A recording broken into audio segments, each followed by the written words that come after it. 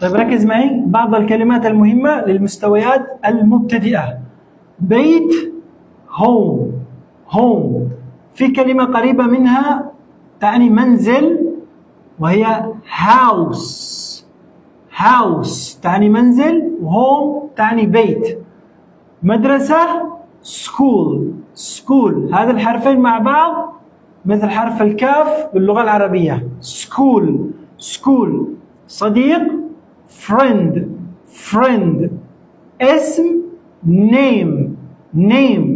عائلة أو أسرة لها نطقين، بالبريطاني family family، بالأمريكي في زي الكسرة family family.